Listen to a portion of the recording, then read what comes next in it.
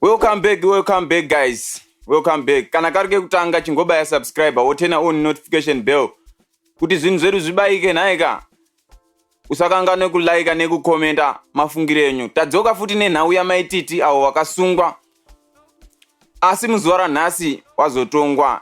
Zvinzwirei mega tisingakupedzere nguva yenyu. Chingozvinzwirai mutudze kuti unofunga kuti chii nenhau iyi. Zvinzwirei.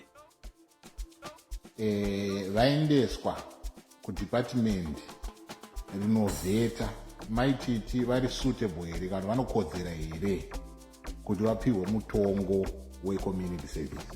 Crime yavo attracta sentence ye2 years. Kwakuvhetwa kuri kuitwa vanenge vachiongora zvakare kuti hauna dzimwe mhosva here dzawakambopara before dzawakapiwa community service because haungangoramba uchipiwa community service ngaichiitwa. Saka vetting yacho payainga ichiitwa iyi vekuvetting department vabva vataurira PP kuti vabva vatarira dare kuti munhu uyu pari kubuda kunge pane mhosva yaakambopara before ati vapiwa community service yaifanira kuita pabudiriro council. Saka iye ari kunzizwa according kune information yacho haisati yake haana kuzonoita community service iye for my reasons which are best known to yourself.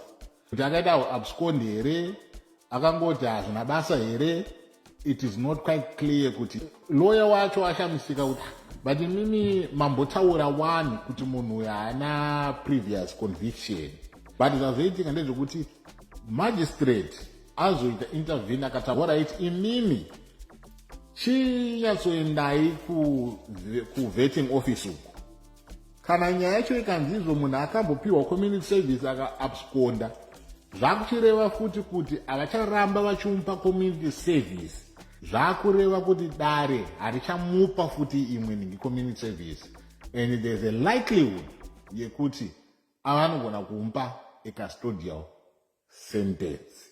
But zvisinei hazvo futi ane imwe nyaya futi iri kupinda mumatare edzimhosva yanzi kupinda musi weFriday yakuenderana nenyaya yetheft. Remember kuti panyaya iyi pane nyaya mbiri yetheft nefraud.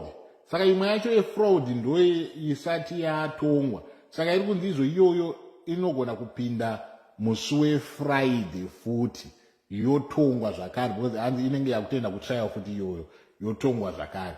Aiwa vachamboramba zvavo vari mumaheadlines enhingirikeni dzekumatare edzimhosva.